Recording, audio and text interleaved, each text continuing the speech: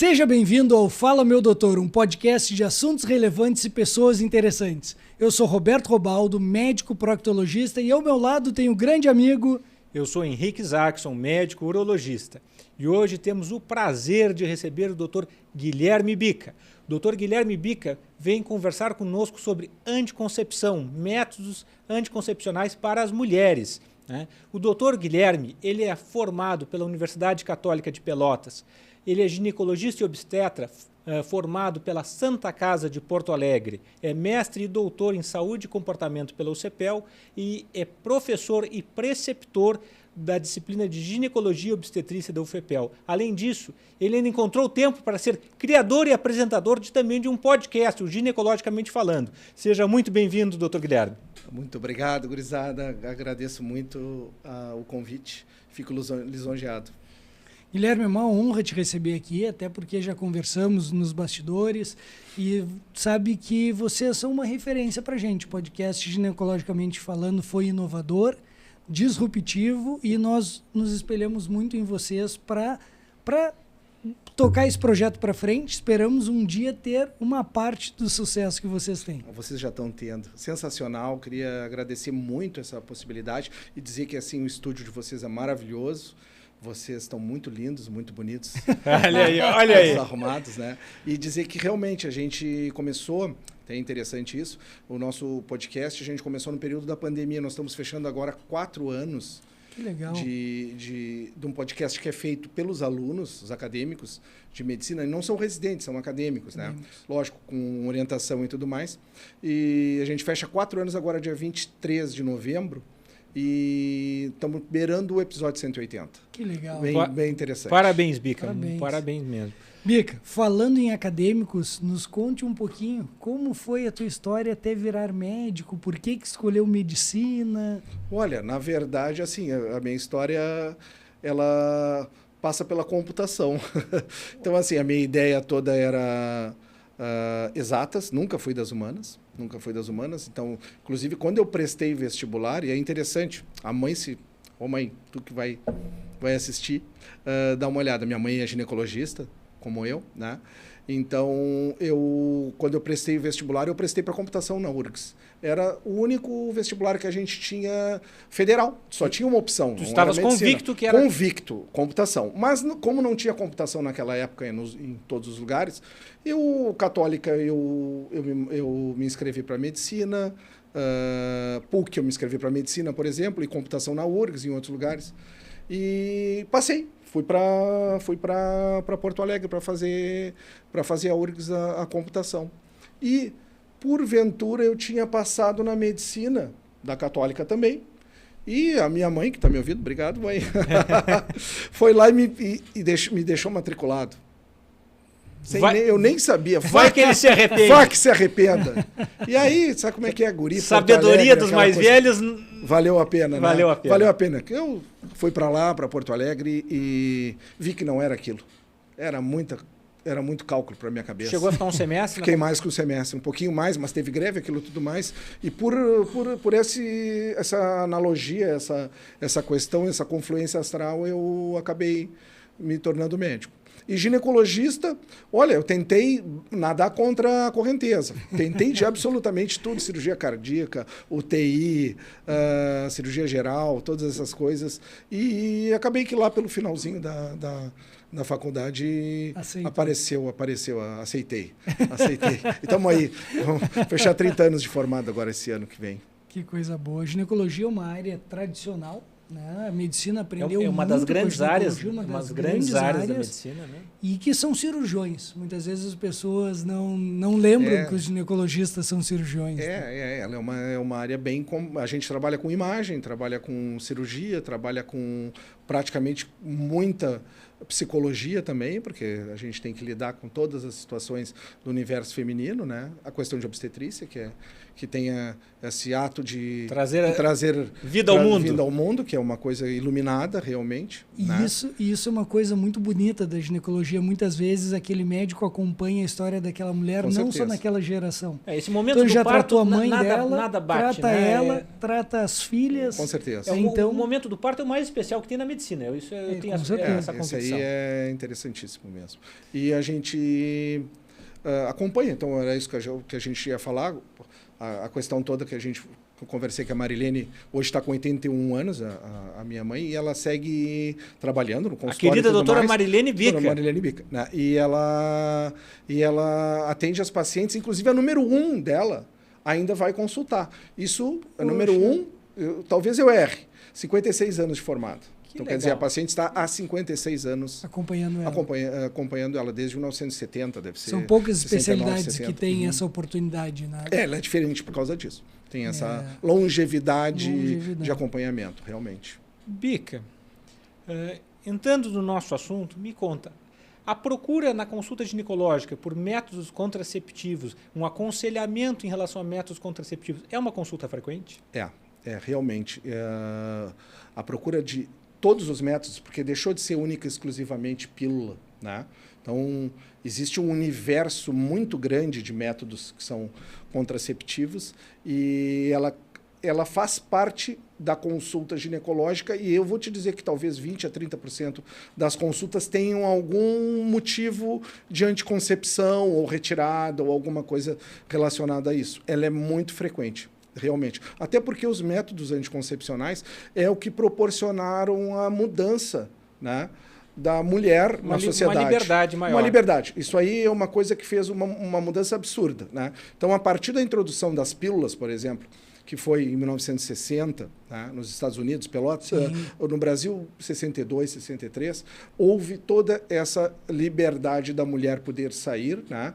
Deixaram de se existir essas famílias tão extensas e tudo mais, e a gente vê que realmente a natalidade vem reduzindo progressivamente, em praticamente quase todos os continentes, exceto a África. E né? ela consegue agora decidir quando quer ter filho, quando né? quer e como quer e quantos quer e isso mais. Só para vocês terem uma ideia, no período, não vou precisar bem certinho, mas no período medieval, como a igreja não aceitava que tu tivesse qualquer método que pudesse, os filhos vinham de Deus e tudo mais, a partir do 7º filho o pessoal fazia umas bonequinhas pequenininhas e levava para a igreja e deixava lá, por favor, não me dê mais filhos. Sim, agradecimento. Estou trazendo essa oferenda aqui, pelo amor de Deus. Deu. Sim. Né? E a gente vê essa questão evolutiva dos métodos contraceptivos, né? Desde DIUs rudimentares, hipocráticos lá, uma época muito antiga, né? Até determinados elementos, substâncias tóxicas, sementes, que se colocavam dentro do útero, né? Os preservativos, que aí vocês devem saber bem a história, inicialmente com produtos de tecido ou tripa de algum animal, alguma coisa assim, né? Tripa de carneiro e coisa assim, né? E essa evolução dos métodos, né? No qual combinou com o que a gente mais conhece, que é a pílula anticoncepcional, que começou os estudos lá por 1920, mas realmente ela foi introduzida a partir de 1960. Mas de lá para cá, tivemos muita mudança do ponto de vista de constituintes, dos produtos. Aí depois vieram outros métodos que também são hormonais, mas não são orais, de outras coisas. Então nós temos aqui, acho que umas 3 horas de conversa. Bica, vamos começar inicialmente falando da pílula anticoncepcional. Certo. Qual é o grau de evolução que tem a pílula anticoncepcional atualmente? Então, assim, o que aconteceu com a pílula anticoncepcional? O pessoal começou inicialmente, no 1960, com produtos que tinham uma dosagem hormonal mais alta e compostos mais rudimentares. Então, além de ter uma dosagem mais alta, eram pílulas que, inclusive, as pacientes precisavam fazer descanso. Então, quando os antigos ainda falam, se falar com uma paciente antiga, tinha que dar um descanso da pílula, porque era uma bomba de hormônio tamanha que tu tinha realmente, a pessoa ficava meio assoberbada de hormônio. Então, eles foram evoluindo, foram reduzindo a quantidade hormonal, né? E trazendo produtos, principalmente no progestogênio, porque a pílula, em geral, ela é combinada. A gente vai conversar que existe pílula só de progestogênio, mas a pílula tem um estrogênio e um progestogênio. No progestogênio, foram modificando e procurando determinados efeitos que ele poderia ter. Então, progestogênio pode ser diurético, pode ser antiacne, pode ser ele tem uma melhora do ciclo menstrual e tudo mais. Então, quer dizer, com o passar do tempo, elas foram reduzindo dosagem, modificando os conteúdos, se adaptando mais ao ciclo feminino, dando opções de mulher menstruar, não menstruar, que é uma situação que hoje em dia as mulheres optam. Isso é brasileiro que fez, tá? Não foi no... Quem não gosta de menstruar é brasileira, por causa de praia e tudo mais, e isso aí expandiu para... foi um produto brasileiro? Não, a ideia foi brasileira, sabe? No resto do mundo não tem esse interesse. O pessoal fazia pausa e tudo mais. No Brasil é que veio esse start, né? E, mais recentemente, as pílulas começaram a ter o estrogênio natural.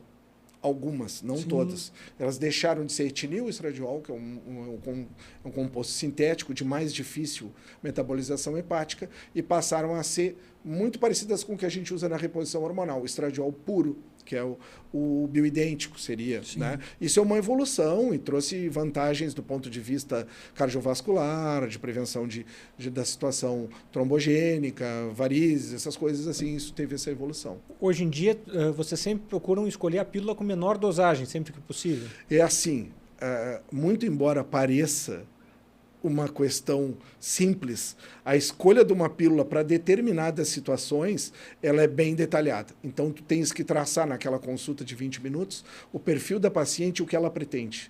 Se é uma paciente que esquece, se é uma paciente que tem acne, se é uma paciente obesa, se é uma paciente que teve eventos cardiovasculares ou tem varizes, se é uma paciente que não gostaria do método oral, aí a gente vai fugir da pílula, mas aí a gente tem N outros produtos hormonais e não hormonais que são, se é uma paciente que deseja alguma coisa natural, né? Por exemplo, o DIU de cobre, que aí não é pílula, mas é um método que não tem hormônio e que não tem farmacológico, né?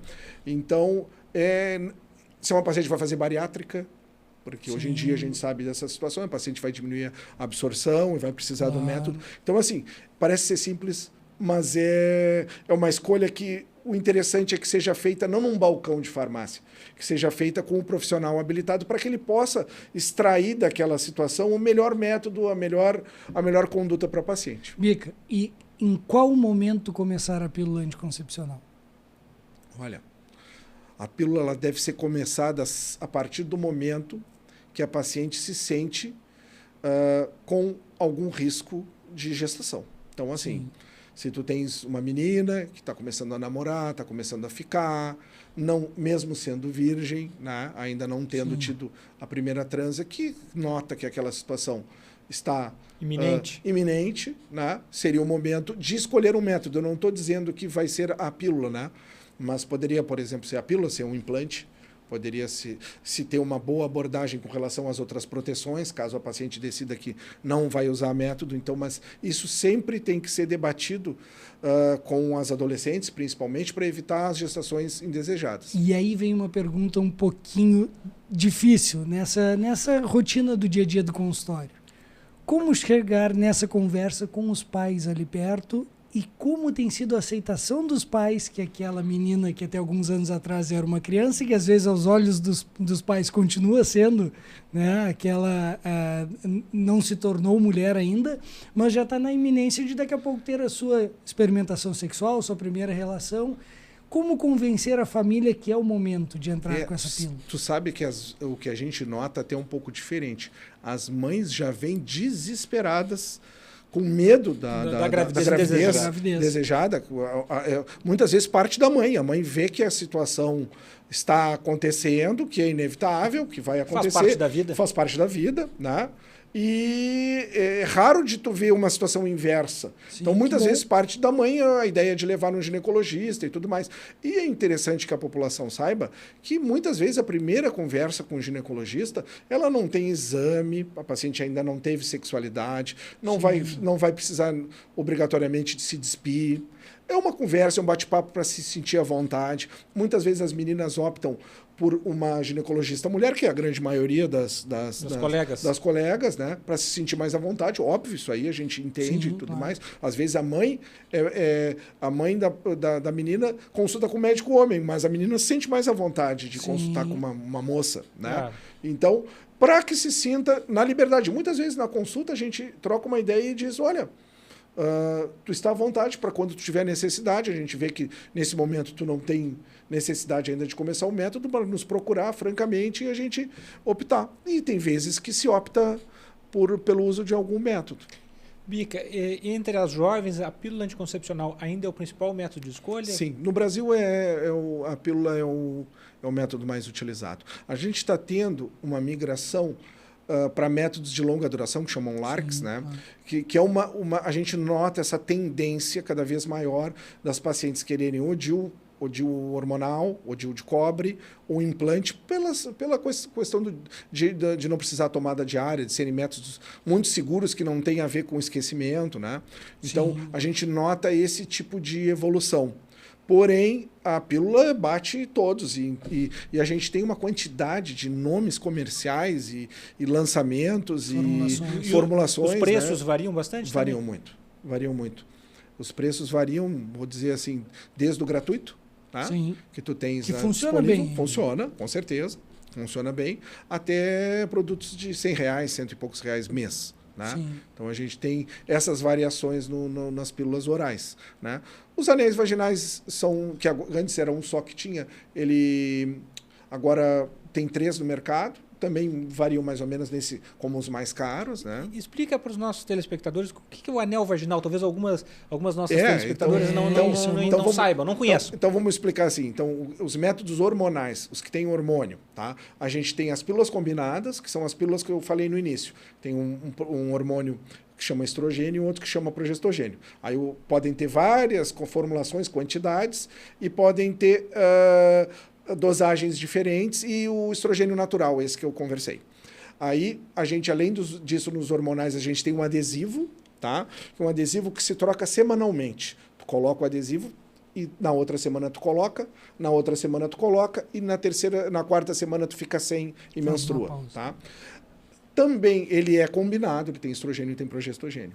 A gente tem o anel vaginal. O anel vaginal é uma estrutura arredondadinha. Ele parece muito, é mais fácil de explicar porque eu não tenho um aqui para mostrar. Parece com uma pulseirinha de festa, aquelas que brilham, sabe? Sim, aquelas pulseirinhas. Só que um pouquinho menor. Então, a paciente introduz ele na vagina e ele fica por 21 dias na vagina liberando tanto o estrogênio quanto a progesterona. Ele não murcha, ele é durinho, mas a paciente não sente, o parceiro não sente e ele libera. É um método que faz um controle de ciclo menstrual muito bom e é muito seguro, e para a paciente esquecedora, ela vai precisar se lembrar de retirar e de recolocar um novo na semana seguinte. É marcar na agenda dela? Marcar na agenda, e tem programas do celular que ele te avisa, te manda WhatsApp, te avisa, tem lembradores assim que são bem interessantes. Além disso, mais antigo do que esses, que são um pouco mais modernos, tem os injetáveis, né? Então, os injetáveis, existem o combinado, que é mensal, a paciente usa, menstrua, né? Esses são os métodos que são combinados, estrogênio e progestogênio. Fora isso, a gente tem os métodos que são de progesterona isolado. Um muito frequente, que as pacientes todas vão saber, as que tiveram bebê, é a pílula da amamentação. Então, é uma pílula que só tem um hormônio e só tem a progesterona, porque a progesterona isoladamente não reduz o leite. Quando tu tem estrogênio e progesterona, pode reduzir o leite. Mas ela tem que estar amamentando bastante para funcionar. Não é mais essa. Não é mais essa assim, era quando a gente era aluno. Quando eu era aluno. Quando em 1800, em Guaraná de Ele Roma. está entregando a minha idade, hein?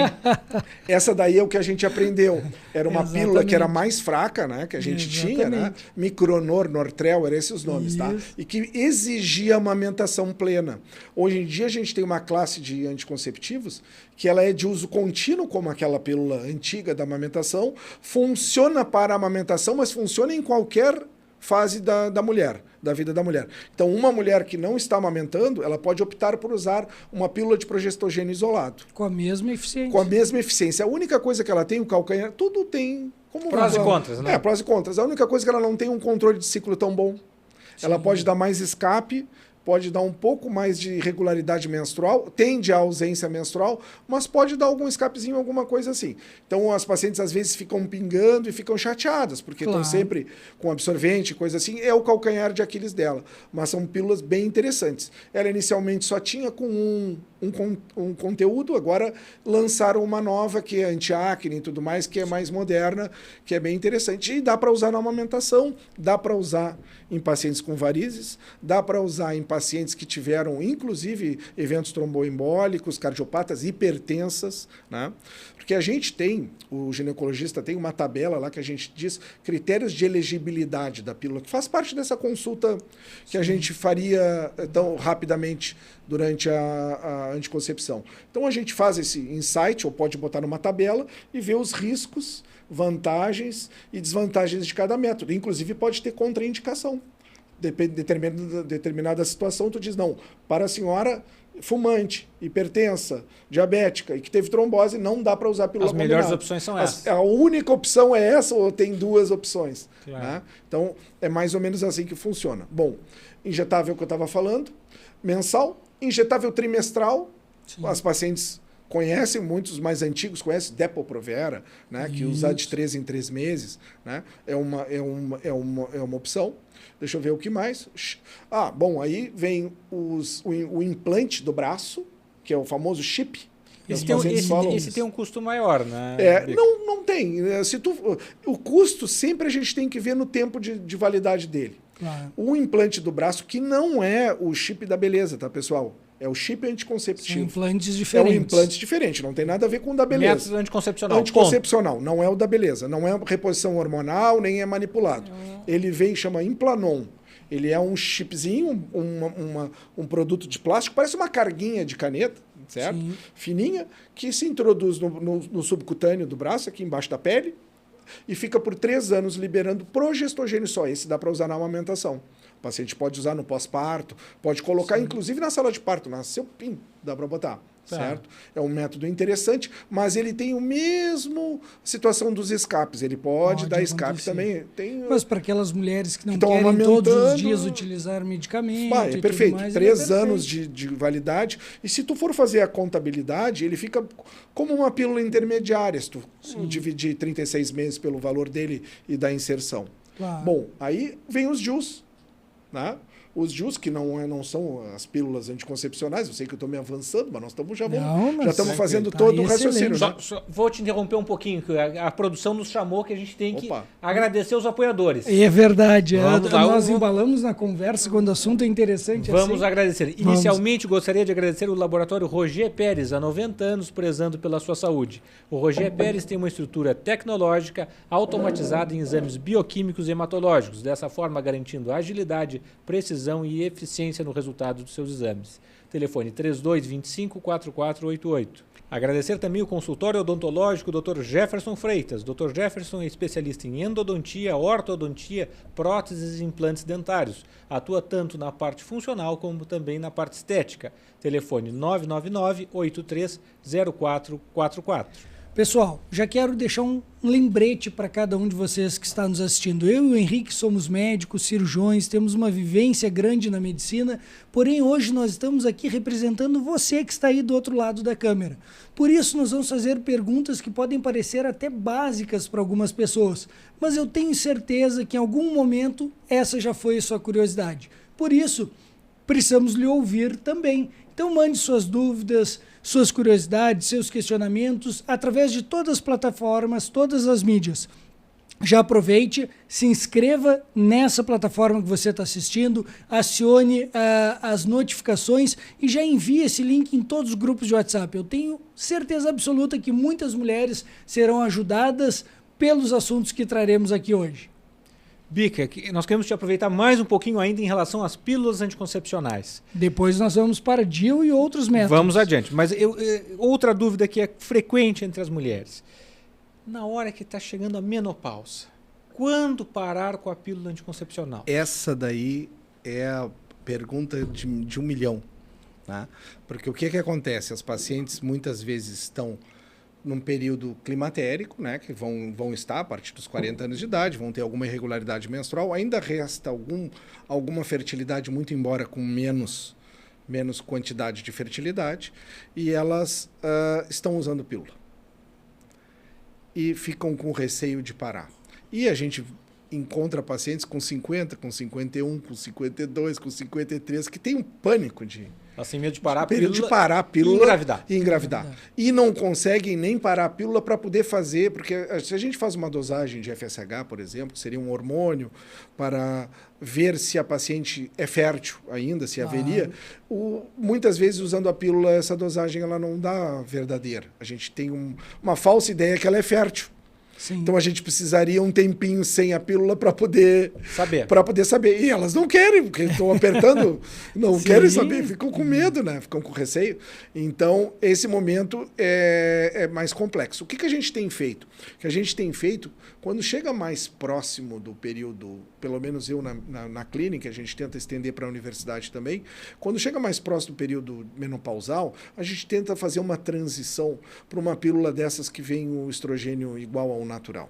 Sim. Porque aí a paciente vai estar usando um produto muito parecido com uma reposição hormonal, já quase igual. Ele não chega a ser bem igual, mas é quase. Um pouquinho mais de dose, porque tem que fazer anticoncepção, progestogênio um pouquinho diferente. E a paciente já está recebendo algo que tem menos risco cardiovascular, menos risco para esse tipo de situação. Quando chega nos 50 anos de idade, eu oferto para as pacientes, aquelas que não... Se elas querem parar, fazer o exame para ver como é que está a situação do FSH e tudo mais.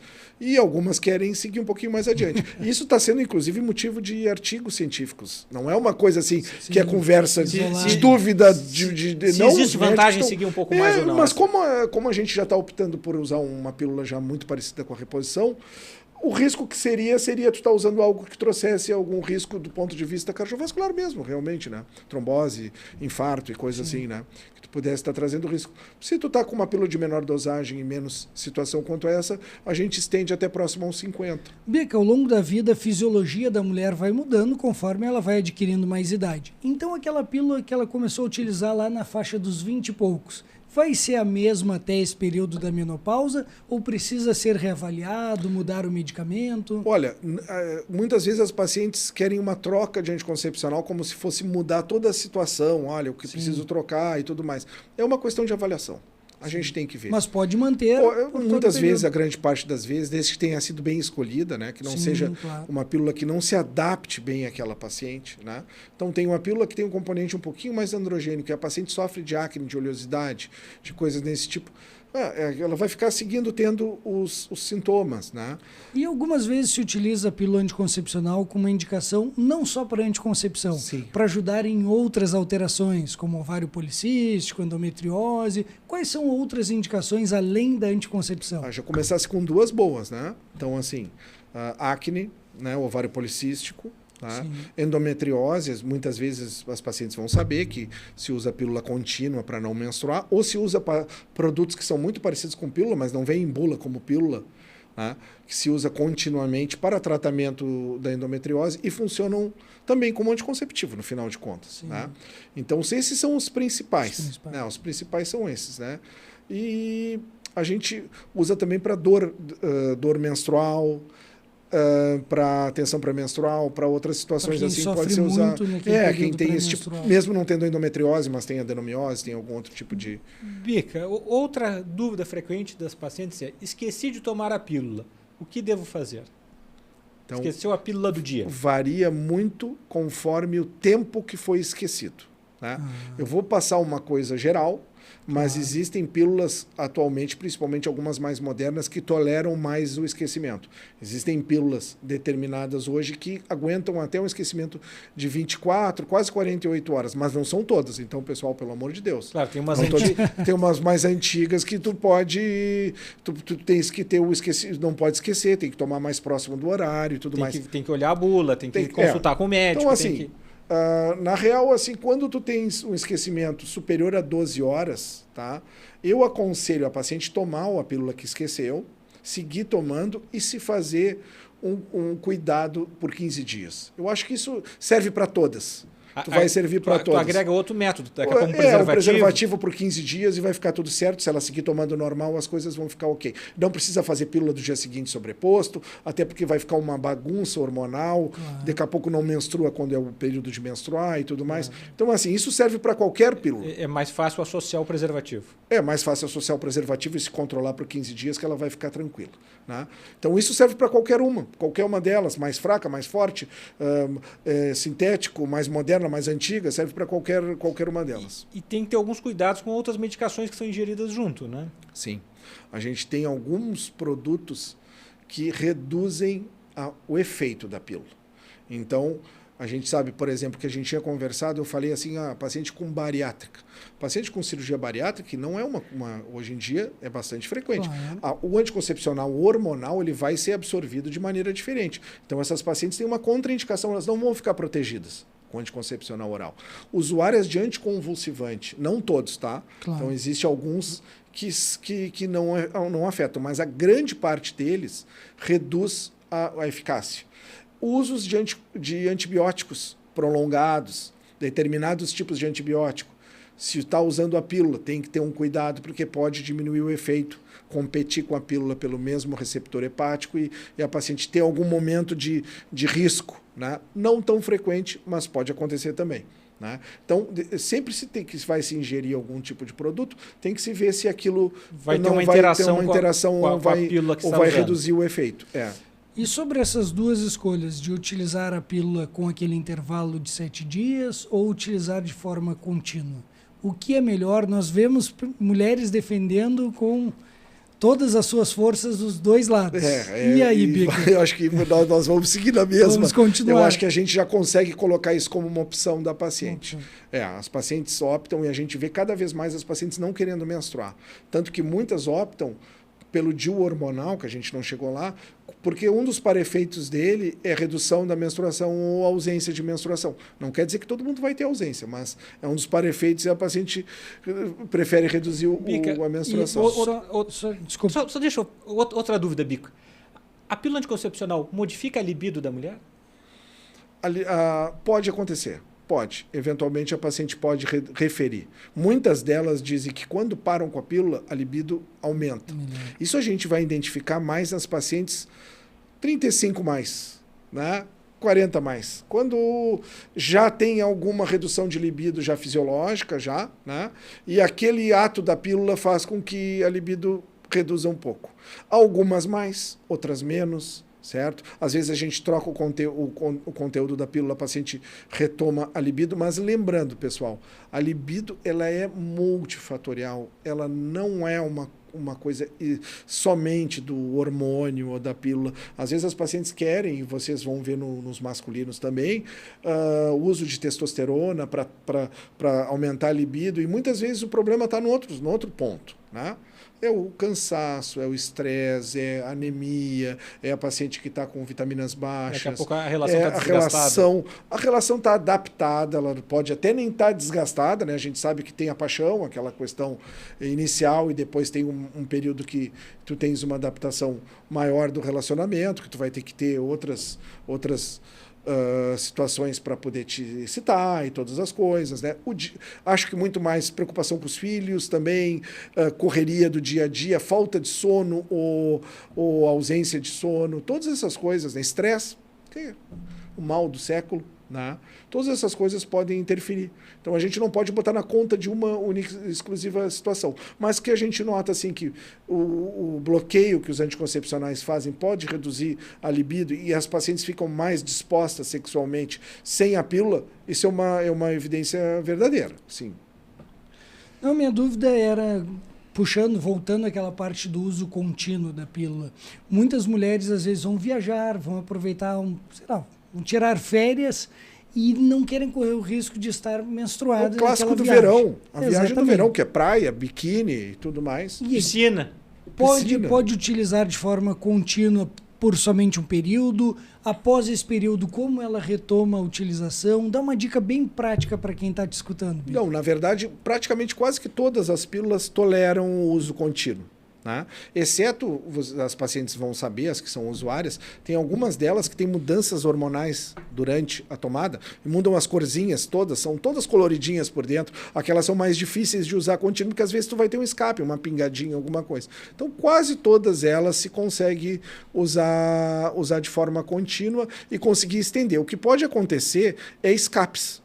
A gente tem que lembrar que a pelezinha do útero, que a gente chama de endométrio, ela foi feita conceptualmente pelo pai, criador, para descamar uma vez por mês. E o brasileiro lá que inventou de tocar contínuo isso daí e fazer com que Estava preocupado com a praia. Estava preocupado com a praia, né? Mas acontece às vezes da paciente estar usando perfeitamente aquela pílula que vem na bula dizendo que é para uso contínuo e começa a ter escape, uma menstruaçãozinha.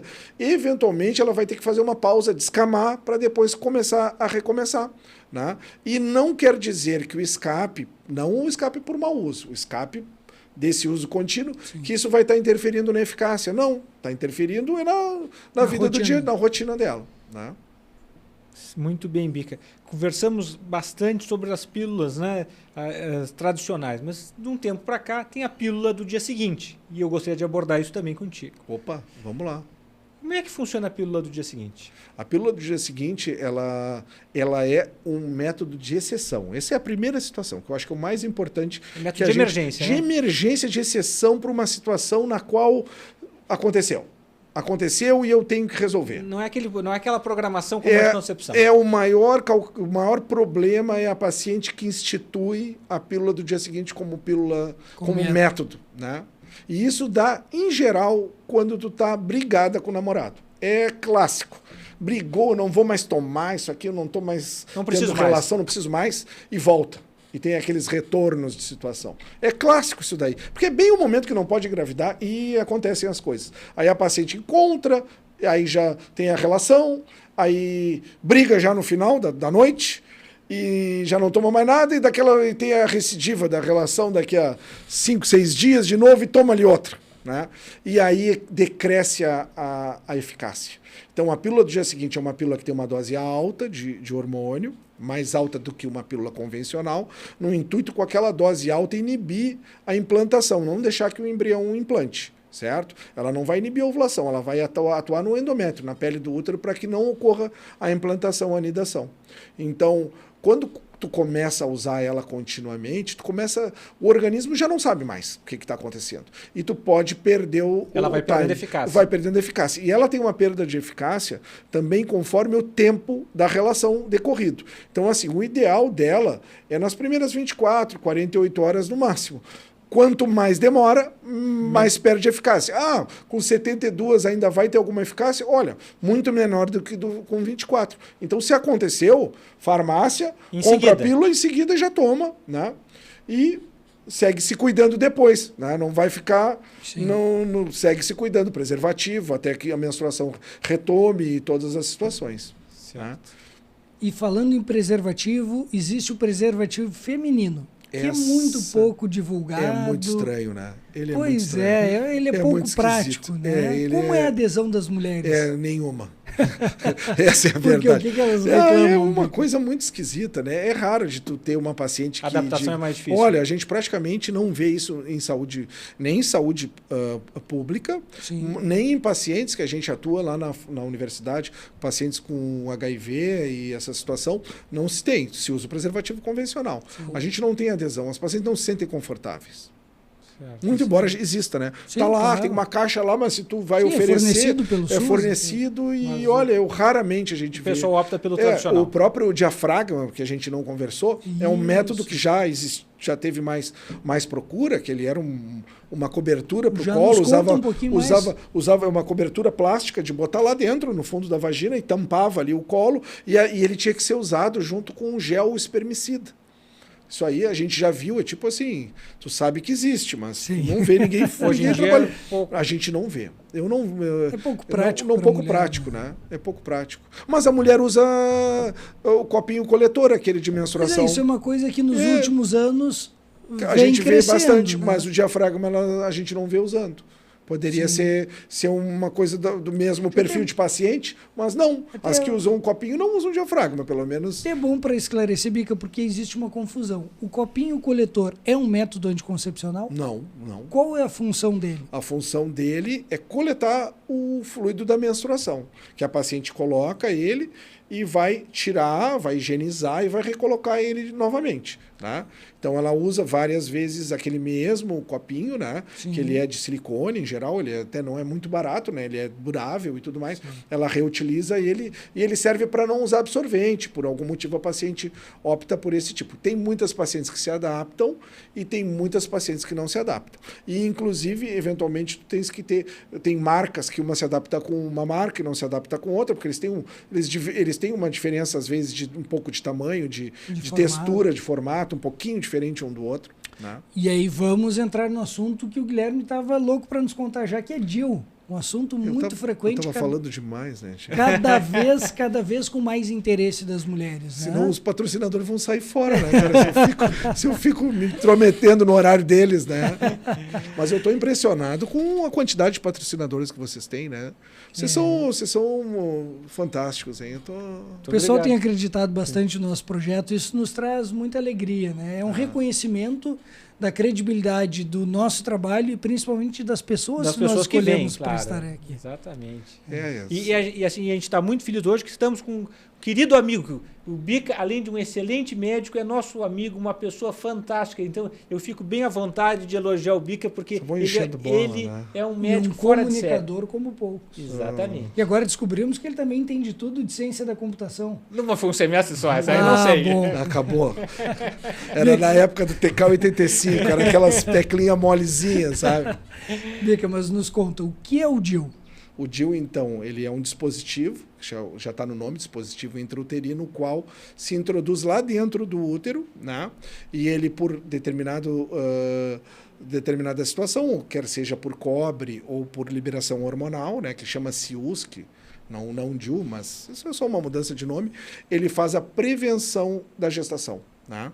Então, a gente tem atualmente no Brasil diversos tipos de uso de cobre, tá? Principalmente variando de formato e constituição. Uns são cobre, outros são cobre com prata, outro tem quantidade de cobre para 10 anos, que é o que a rede pública, que é o T380 que a rede pública nos fornece. 10 anos é uma boa durabilidade. É uma durabilidade bem grande, né? Bem grande. Então, ele é colocado dentro do útero e fica no útero liberando esses de cobre, liberam microdosagens de cobre ali que fazem uma reação uterina que impede a anidação. Né? E essa colocação é feita no consultório, no bloco cirúrgico? Em geral, no consultório, eventualmente com ou sem anestesia local, não é uma opção da paciente e do médico. É, né? Razoavelmente bem tolerado. Razoavelmente bem tolerado. E esse é o de cobre e o de hormonal, que ele é mais atual, mas é um atual que já tem 20 anos, tá? Sim. Tem bastante tempo, né? Que chama Mirena, todo mundo já ouviu falar, né? Ele tem o mesmo conceito, porém o mecanismo de ação é completamente diferente. Esse vem com um chipzinho de progestogênio, daquela pílula que a gente usa na amamentação, né? Sim. Ele vem com um chipzinho que libera microdoses da progesterona. Primeiramente chamava Mirena, que é o clássico, e eles evoluíram algum tempo atrás um de baixa dosagem, que vem com menos quantidade de levonorgestrel, do progestogênio, e essa menor quantidade ele é para 5 anos também, os dois são para 5, mas libera menos quantidade, ele é mais magrinho, ele é menorzinho. Às vezes, para botar numa menina com um útero bem menor, a gente tem essa opção facilita, porque ser mais estreito e ele é menor. E os DIUs de cobre também existem as versões mini, que são para úteros menores. Então tem para o útero maior, normal, e para o útero menor. E nós comentamos sobre o tempo, né, de funcionamento de 10 anos ou 5 anos. Se nesse meio do caminho a mulher resolveu ter filhos, o que ela deve fazer? Na verdade, a dica que eu dou, que é bem interessante, ela deve fazer a consulta ginecológica, já faz os exames pré-concepcionais, ajusta o que precisa ajustar, ainda com DIU. Sim. Porque quando ela tirar, ela vai ficar fértil bem rápido. É rápido. É mais rápido que a pílula. Então, em geral, 15 dias depois ela já está hábil a engravidar. Então, às vezes, ela já aproveita, eu faria isso pelo menos, assim, no meu aconselhamento é esse. Faz a consulta, faz os exames, precisa resolver alguma coisa de glicemia, começar atividade física, suplementação de ácido fólico, né? Organiza a tireoide, todas as coisas e olha, vem tirar o teu DIU, pim, tiramos, e a partir dali ela já está prontinha para gestar, né? Fica bem interessante. E e as coisas que é interessante o pessoal saber, isso inclusive a gente tem podcast falando a respeito dos métodos. A gente tem a trilogia dos métodos anticoncepcionais. Então a trilogia dos de longa duração. Começa com tem vários episódios só falando sobre pílula, mas começa falando do DIU de cobre, depois um episódio do DIU hormonal e depois um episódio do implante, né? Então assim, no Mirena Cailena, que seriam os hormonais, ele tem esse efeito de redução de fluxo menstrual, que no de cobre aumenta. Então, assim, uma coisa que as pacientes precisam saber, assim, a paciente que sofre de cólica, a paciente que tem fluxo menstrual aumentado, a paciente que faz anemia por causa de menstruações, ela não é uma paciente para DIU de cobre. Ela é uma paciente para DIU hormonal, ela não é para DIU de cobre. Ou daqui a pouco não é para DIU, vai usar outro método. Mas o hormonal, ele inclusive agora ele está liberado para uso na hemorragia. Então, se tu tem uma paciente com uma indicativa de retirada de útero por hemorragia, por sangramento, pode fazer uma tentativa do uso do DIU hormonal e muitas delas melhoram da cólica, do desconforto, do fluxo e conseguem chegar, por exemplo, na menopausa, aquela paciente que está numa transição, consegue chegar na menopausa sem precisar retirar o útero. E comparando a eficiência da pílula, do implante e do DIU, como são esses resultados? Olha, a pílula bem tomada, ela é muito eficiente. Ela bem tomada. A paciente esquecedora, costumaz, ela vai se dar mal em algum momento. Sim. Então, a pílula bem tomada é muito eficiente. O implante, o subcutâneo, talvez seja o de maior eficiência de todos. Porque ele independe da posição no útero, como o DIU de cobre, e às vezes ele tem que ficar mais... Ele não pode estar saindo. Ele pode estar transitando no útero, mais baixo um pouco, mas se ele está saindo no colo, tu não vai ter proteção e a gente só consegue saber disso nas ultrassonografias. Ele tende a não ser expulso a partir dos primeiros controles, porém, é uma coisa que pode acontecer. É um risco pequeno, né? Muito pequeno. Né? São métodos muito seguros. O implante ele é muito seguro. Realmente ele é muito, muito seguro. E o DIU hormonal também é muito seguro. Então eu diria assim, todos são, se bem utilizados, são muito seguros. Bica, e é comum ainda algumas mulheres se cuidarem com a tabelinha? Eventualmente, a gente usa mais a tabelinha para engravidar, né? Sim, mas tem gente que se cuida. Tem gente que se cuida. Mas se lembrar que período, por exemplo, de amamentação, o ciclo fica completamente esquerdo. Ele não fica convencional. Então, muito cuidado. E é um método falho, né? É falho.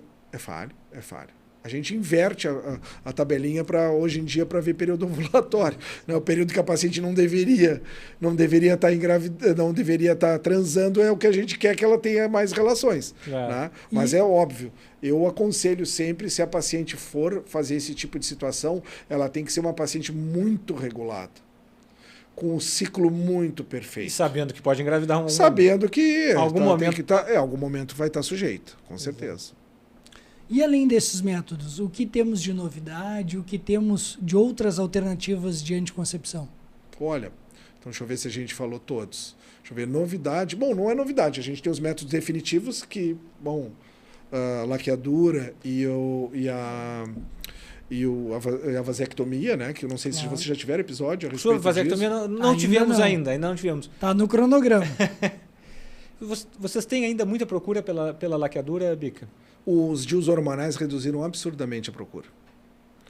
É impressionante como a laqueadura ficou menos frequente, ainda existe, né?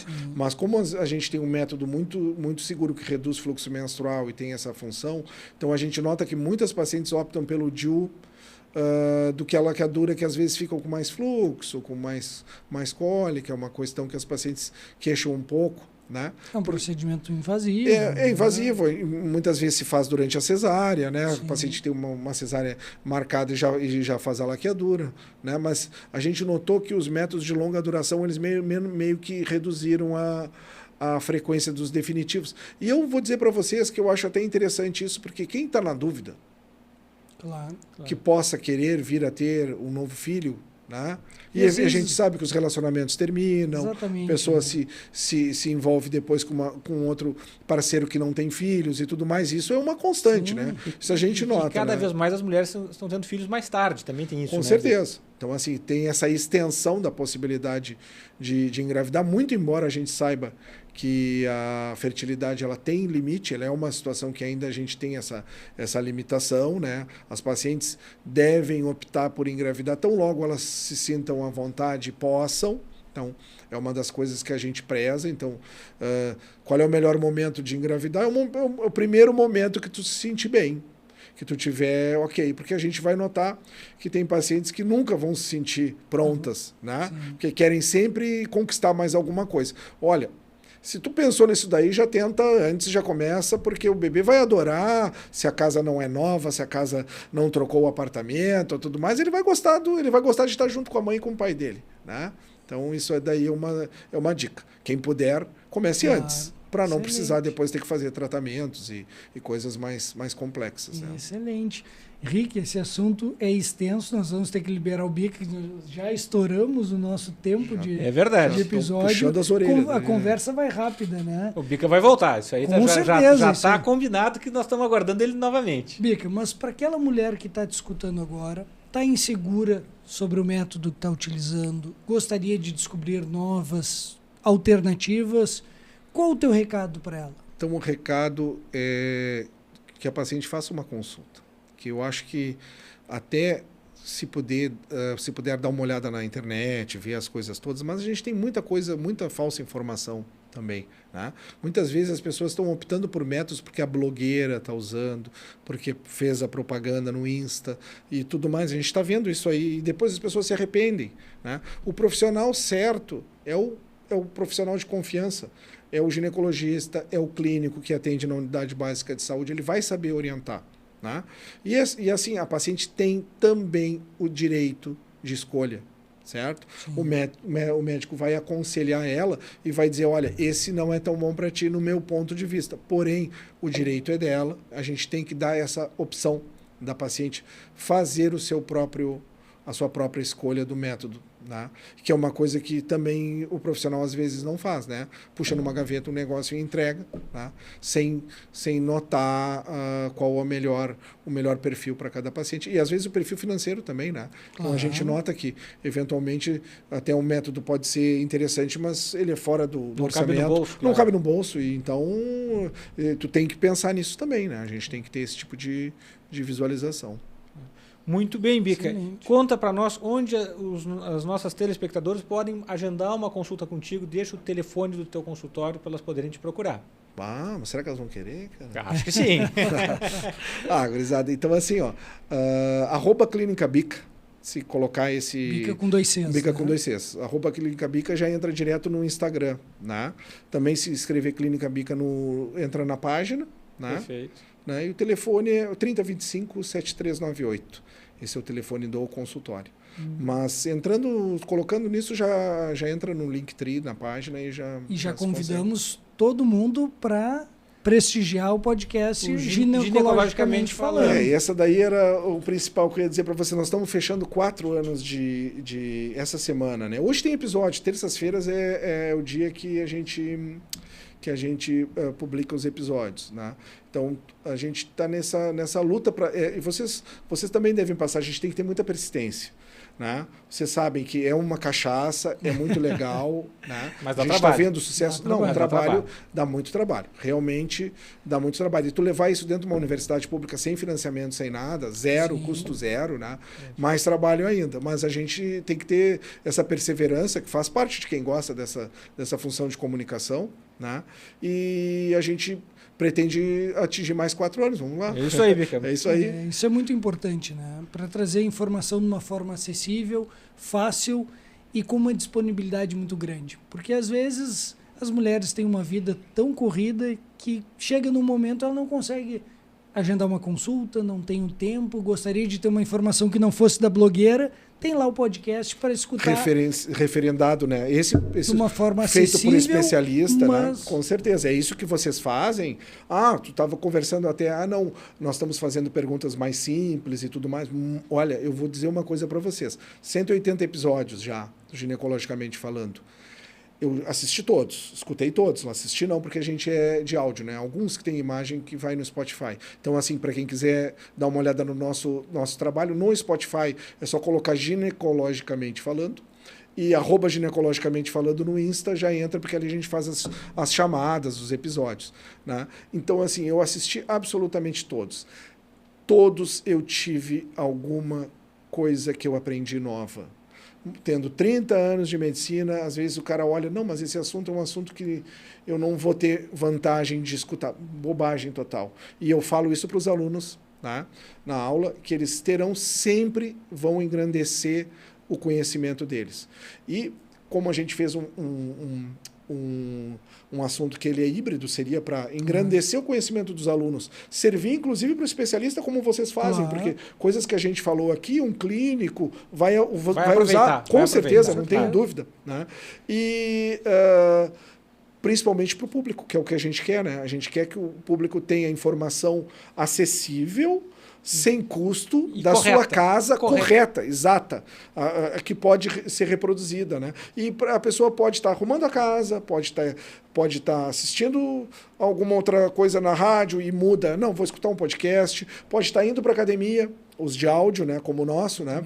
Que os de vocês, no final de conta, pode ser escutado. Também isso aí, estamos né? lá. Então, assim, coloca os fones, aproveita enquanto está cozinhando, está aprendendo alguma coisa, serve para quem vai prestar concurso, serve para o enfermeiro, serve para quem trabalha no hospital, serve para todo mundo, tá? Para o paciente. Para tomar as melhores decisões. Melhores decisões, aumentar o conhecimento. Até para quem está no cursinho serve. É isso aí. Exatamente. É isso aí, Henrique, pessoal. Não tem mensagem melhor do que essa, né? Encerra o episódio para gente. Isso aí, Robertinho. Muito obrigado, Bica, por ter estado neste episódio conosco. Pessoal, sempre terças-feiras às 19 horas temos um novo episódio, sempre sendo lançado no YouTube e depois também no Spotify, em todas as outras mídias, com os cortes também sendo disponibilizados em Instagram, TikTok, Facebook. Pessoal, nos acompanhem em todas as mídias. Um abração e nos vemos toda terça-feira.